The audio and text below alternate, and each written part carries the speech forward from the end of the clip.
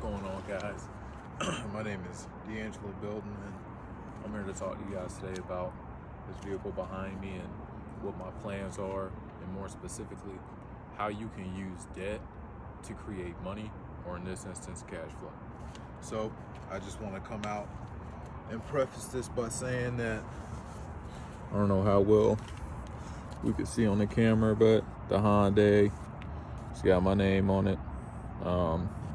I'll probably exit out whatever I don't want to be seen, but point being, title in hand. So this is my vehicle. I'm not just bluffing or talking shit.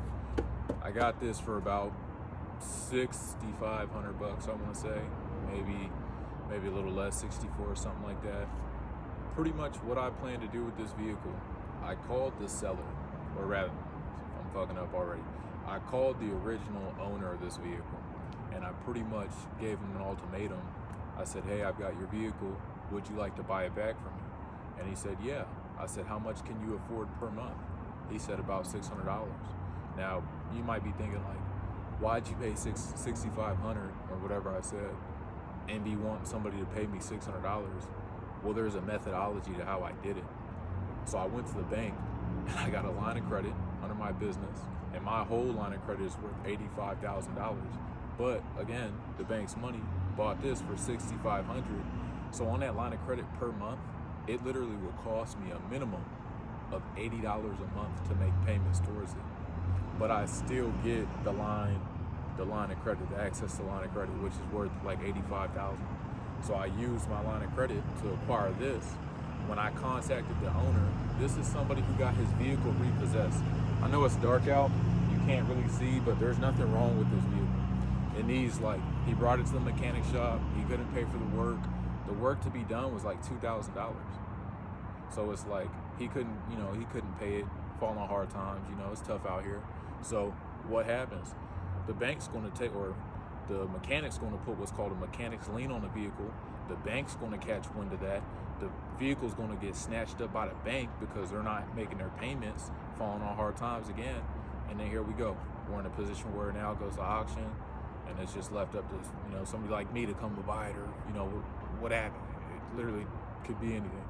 So with that being said, pretty much what I'm offering back to him is the opportunity to have his vehicle again, or in this case it was his wife's vehicle. So for $600 a month, or specifically $650, he's going to give me, and I'm still going to be on the title of the vehicle. The vehicle's technically still going to be mine, but I'm going to pretty much give it back to him. And now the $600 I got per month, or rather I should say that I'm getting $650 per month, I'm gonna pay $80, or really like $100 to my credit line and pay my minimum. But now I'm cash flowing $550 a month. So I pretty much took what's the debt, which is my credit line, pay it towards the car, and now the car is gonna pay for my real vehicle. My car is only like $450 a month. After paying the credit card or the credit line, I'm gonna have about $500 a month left over. You see what I'm saying? And at that point, I pretty much become the bank. And now he's paying me finance for X amount of, years, whatever the term is. But you gotta think, when you're with the bank, you gotta pay back the bank every day, on time, every time. Like, if your due date's the 1st and it's the 1st, you can't go for, oh, well, I ain't got money and it's the 15th. No, you just can't. But with me, it's a lot different. If, say you normally make your payments on the 1st, the line of credit's already going to be paid for. I got other cash flow stuff coming in, so technically I'm really not worried about it. Even though it's $80 a month minimum, I have stuff that could cover that. I've got pocket change, so to speak. So the fact that you'll be late, that's fine. You got to think, that's enticing for somebody. What if I told you, you pretty much can make your car payment to me whenever it's best for you, is pretty much what it is. That's pretty much the service I'm offering for somebody. Now you got to look at it like this too. On my credit line, it's $85,000. I still got like $70,000 to go do something else. For those people that might think like, well, how are you going to pay back the $6,000? That's going to take a long time. This ain't to have money now. This is to make sure I'm not having to pay towards my car. So imagine if I do 2 more deals like this, and it ends up just being, say, like $1,600. That's all my bills for a month, plus my car. $1,600 is all my bills for a month. So now I got 2 cars that I bought on credit. Say them 2 other cars, just, all in all, I'm out of pocket on my credit line now, maybe like $20,000 to $25,000. I'm financed at about $2,400 to $2,300 a month off these cars, but on a credit line, it's only going to be like a $200 payment. You see what I'm saying? And I would still have like $60,000, $55,000 of my total credit limit on my credit line.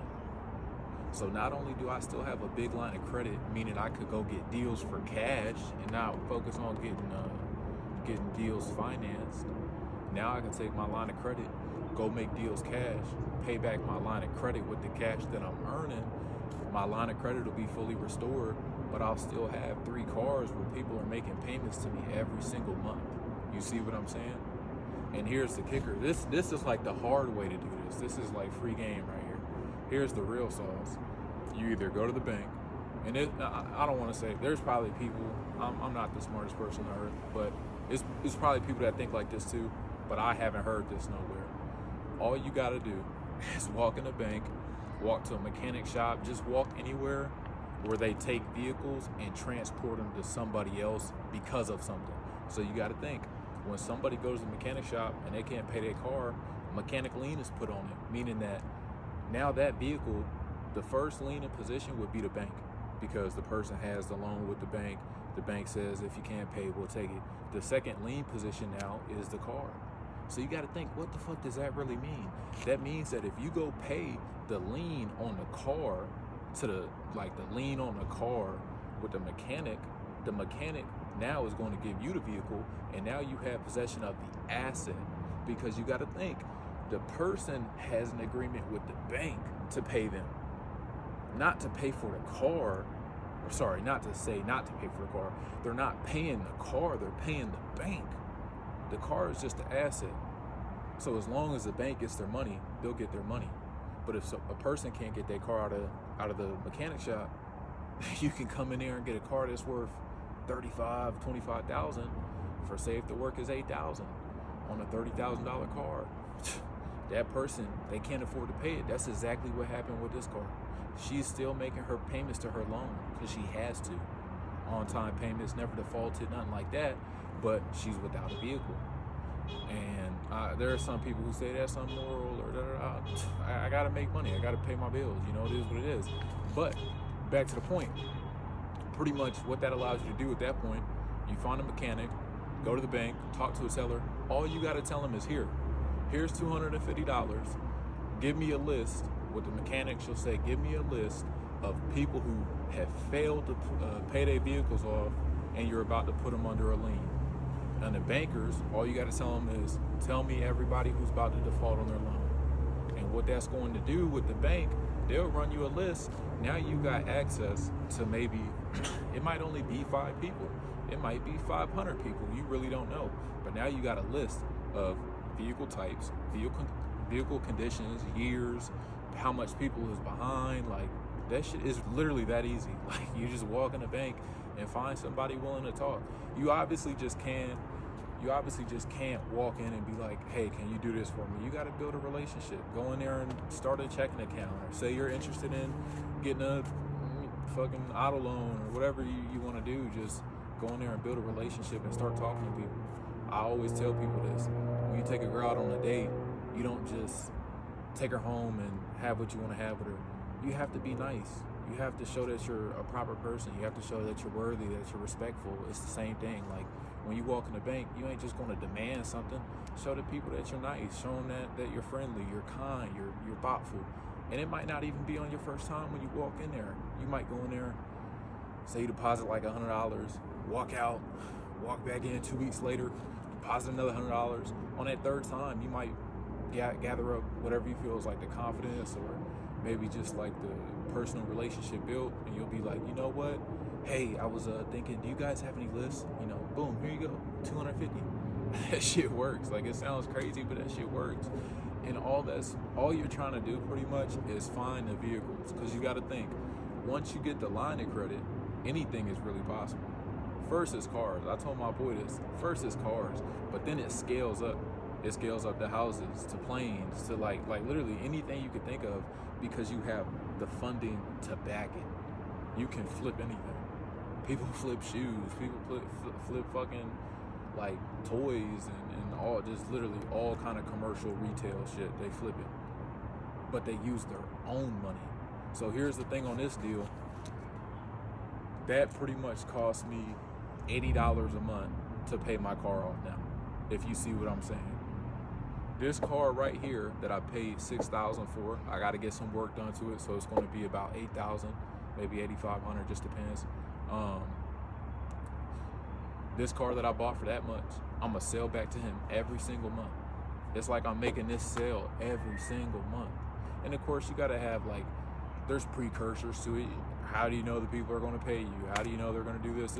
And that's all like the technical stuff, I like to say. Just in terms of meeting with attorneys, getting paperwork in order, like making sure that your I's are dotted and your T's are crossed. And that's pretty much it, man, honestly. And even, let me back it up a step, because a lot of people will say well, how do you get a good line of credit, or how do you even get a business line of credit? Do not use your personal credit. I have a big personal line of credit. I will tell you from experience, I will tell you just from just being affluent and financial literacy, do not use your personal credit. If you use your personal credit, you run the risk of having so much debt to income ratio if you try to do something like this. Imagine, because people are into renting cars and stuff like that. Imagine if you went and got 3 different auto loans for just say $40,000 each. So you're at $120,000. Say your income is $60,000 or $65,000. You got good credit. When you got $120,000 in debt, but your income is only this much, you ain't gonna be able to get no credit cards. You ain't gonna be able to get no mortgage for no house. You ain't gonna be able to get no auto loan after them 3 you got. It's damn near probably not gonna be able to get 3, because you already got a $40,000 auto loan and you got $60,000 earned income. It's just it's hard. It's hard, especially if you got credit cards and missed payments and collections and inquiries, and the list goes on and on and on. You see what I'm saying? So what we need to do, get our personal credit clean. We need to make sure that we scrub inquiries off, we scrub collections off, bankruptcies, repossessions, anything like that. We need to make sure we add some age on our credit. People will say, oh, I got a 700, or I got an 800 or a 790. This is the analogy I tell everybody. Treat a credit score like this. If you and me is in class and you get 100 out of 100 on a paper test, but I got a 93, who are we gonna say did better? We would say you, because you got 100, I got a 93. But if you answer one question out of one question, and I answer 100 questions out of 100 questions, I did 93 questions out of 100. You did 1 out of 1. Who really did better? Who really did more than 93? That's the same thing as your credit report. Even though the number looks nice, the report, what's on it itself, has to be at least decent. You could have an 800 score, but one fucking credit card with $500. That don't mean that we trust you with money. This shit just look good on paper. But over here, yeah, he might got, let's just say $13,000, $14,000 in debt, but he's had a credit card for 6 years and it's a line of $5,000. So we could trust him with $10,000. We could trust him with $15,000. That's on a personal. It's like times 3 or times 4 on a business. No LLC, no fucking income, no nothing coming in. They'll give you like $25,000 just for having the shit open. This shit is really ridiculous. And decent personal credit. So everything kind of plays into one another. Definitely when it comes to the credit game, and even just financing, especially too when you look at different little, how do I say, not necessarily investment strategies, but at least this is what I try to do. I got my car bill, the rent, the internet, all this, at the time I had braces. I grouped them all up, seeing how much everything costed, And then I looked for deals like this to finance them, or just rather I should say not necessarily deals like cars, but cash flow opportunities. I looked for opportunities to say, okay, this little thing that I don't, and oh, I forgot to say this. I'm not going to do nothing after I get this dude the car back. Like, I already gave him a call. It's pretty much already under fucking wraps. I just got to get the car fixed. I got to find a mechanic out here. It's like, you know what I mean? It's one of the things, like, this could end up being your savior. A cash flow little asset could end up being your savior, because how many people fall on hard times with money month to month? You know what I mean? Bills and just all kind of groceries. It all adds up. So imagine if you could add an extra little $500 a month. And you might say, oh, but what about the line of credit? Dude, I still got like $55,000 left. I could go buy it. It's honestly crazy because I just moved out here. I bought a truck that's 3 hours away, and like I realized, how am I gonna go get it? Like, my car wasn't here at the time, so I literally had no way of going to get it. But I bought a car. I bought a 1998 Mazda truck for like $1,100, and they sell on Facebook for like, this specific one was like $7,500 that I had seen. That's an easy profit right there. I would have easily sold it for like $3,000 or $3,500. So it's easy, man. Like, I don't even worry about how much the line of credit is used, because I know it's like, if I need to find something for cash, for like literal cash purpose to pay, I'll go find a little quick deal or something easy to flip. Like, it's not, especially when you have the line of credit. Like, imagine trying to do it with just $7,000 flat. Imagine if I had cash. Imagine if I had got paid on Friday, bought the car, and I ran out of money. You know what I mean? Like, I wouldn't really be able to do what I'm about to do. Fix the car, pay for shipping, pay for document fees, tags, license plates, tabs, like all kind of shit. I wouldn't be able to do it. But with the line of credit, it allows me to make the play now and fund it and get the back end pay and let it stretch out. That way, okay, now my car is paid off. Okay, my rent's paid off, this paid off, this paid off. And before you know it, you'll be like, damn, I don't really have nothing I need to pay for. But at the same time, you got to think, well, I really haven't done nothing. Like, you know how it feels to like go work a really hard day at work and then like you get your paycheck and you be like, damn, this shit is huge. Or like, you be like, damn, this shit is like, damn, I didn't think I was gonna make this much. I used to work on the railroad, and I remember I opened up my first check. We worked week, we would get paid. And I just remember being like, damn, I worked like X amount of hours and made $4,800. I was like, holy shit. You know what I mean? It's a similar feeling, like when you have all these cash flow assets that add up and you kind of look at it like, well, I'm really not responsible for nothing more. Like, I don't really have to pay out to nothing anymore. It's a great feeling. And then, everything else you get kind of just becomes pocket change. If you got a little job, a little 9-to-5, or a little side hustle, something else that you're doing, once you have the cash flows, now you got to think these other things that bring you money can just go towards your cash, your credit limit. So if you got a $55,000 credit limit, but not $500 credit limit, like a personal credit, if you say fuck my advice and go with your personal, if you got $5,500 on a personal credit, but you got some assets going and you save up $5,000, well, now you got $10,000. Now you could make it stretch a little bit. So you got to get creative with it. You got to learn to be on your feet, but you also have to learn how to like pull strings. Not to say pull strings, but like, for example, if my credit card due date is on the 15th, but I know I always get this money on the 17th, I have credit cards and say I have no cash at all, like I'm broke as fuck. I only got credit cards. I got credit cards that I could go and pull money from the ATM on. So I know that if for some reason I can't, like my cash flow shit ain't gonna pay off my whatever, I could go pull money off a credit card and pay it. You see what like, just get yourself in a mindset of like being able to exhort every single option that's possible.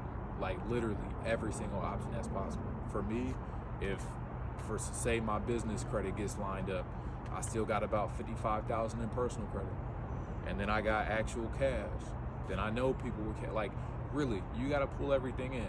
If you know somebody owes you $200 and like they're good to give it to you, just keep it in the back of your mind. Don't ask for it, but it's like, okay, oh, I need $200 to fund my deal. Let me hit him up. I know he owes me money. Like, really, keep all them things in your mind, because again, at the end of the day, all that's between you and the goals that you're chasing after is the time. And that's something I try to tell everybody. Every time you wake up and you go to work, do you really want to work? Or are you working to afford the things you like? And are you working to afford the things you like to have time to enjoy them? I always ask people that. And the question is like, if you are doing that, are you happy? If you do like going to work, if you do like your job, if you do like what you do, honestly, are you really happy? If you do have a nice car or a nice truck or blessed with kids and get out to do whatever, are you really happy? Because I know for me, I'm only 23. I know for me, just being in the house all day is like fun, honestly, in and of itself for me. But when I'm able to get out and go do things that I really want to do, especially now, because I don't work. I haven't worked almost for, I think, like 8 months. And before that, before the time I did have a job for X amount of time, I wasn't working for like 4 months. So me not having a job, I definitely have been able to enjoy just waking up on my own time, on my own schedule, kind of conforming to whatever I want to do.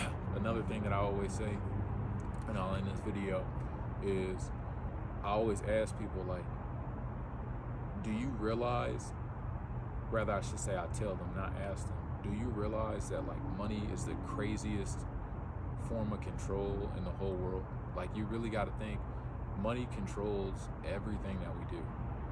That's not how life is supposed to be lived. Real life is like when you have to drop everything you're doing and go see your grandma in a hospital, or go see your sister's graduation. Like, that's real life. That's what I'm aiming for. I'm not aiming for money or to be a millionaire or be rich. Will those things come? Of course. It's just inevitable with what I do. You know what I mean? But at a certain point also, you have to ask yourself, like, what am I even working for? It's the time. It's the time to go be able to go do the things like go see your sisters, blah, blah, blah, or your brothers or your nephews, your daughters, or whatever's, blah, blah, blah. It's the time. So when we get a cash flow asset, you got to put yourself in the mindset of, I'm not doing this for my pockets now. I'm not doing this for material necklaces or clothing or shoes or nails, hairs, or whatever. I'm doing this because I just want to wake up and chill. I just want to wake up and be myself and not have to go to work or worry about I was late or this or this or this. I can just do my own thing. And again, the best part about it, this asset behind me, title in hand, came from the bank, technically, because I didn't even pay for it. Am I technically going to pay $80 of what would be considered my own money after I get it from the gentleman who will be paying me? Technically, yes. I'll have to pay my line of credit back, which is going to be about $80 a month, about 18% interest rate on the line of credit. But in other words, all I'm saying is, instead of looking for get rich, get money fast, quick flips, look for things that could have you set up for a few years. Like, I also do government contracting. I got a contract that's 5 years long. That contract alone already paid for my rent. So now you can see how something like this comes, like a little $600 cash flow, little finance deal. Now it's gonna get to the point where, okay, the next deal I get, this ain't even for nothing. It's just for me. It's just for whatever I want to do. Invest in my business, give my mom some money, give whoever some money. So that's what I want to try and put people on. That's what I want to try and make sure that, especially if you're under 21, you're under 20, like, now is the time. Like, now is the fucking time. You need to wake up. You need to quit fucking busting around or fucking around or doing what you're doing and get your head in some shit. Like, it's easy. It's easy to get a line of credit. They will give fucking anybody a line of credit. Like, all you got to do is have a good age on your fucking report and have like some good trade line history. That's literally it. Like, get some age, get some trade line history. Go ask your mom or your cousin or whoever, add you as an authorized user. Get some little secure card. Start building your shit up now, because like, especially imagine if like you're an 18-year-old student. By the time you get out of uni, 4 years, you can have access to like $150,000 in business line of credit and go do whatever. And obviously you don't got to use a line of credit to buy a car or something like that, but you could buy fucking like a little shack or whatever and like set up your own little boutique, or do like literally, like if you're a barber, use this line of credit to open up a barber shop or do whatever. Like there's so many things that you can do with line of credit. This is just so I ain't got to worry about, fucking paying. Dude, like coals and fucking lighters, like a lighter from the store would be like $5, bro. Like a donut don't even cost $5. How is a lighter $5? Like, fucking money's getting crazy. Anyways, man, that's it. I might not even post this video. I don't even know what time it is. I'm tired. I just got done hooping. Yeah, man. I just want to see everybody get some money. So I apologize for not being able to look in the camera. Doctors told me I'm autistic and shit, so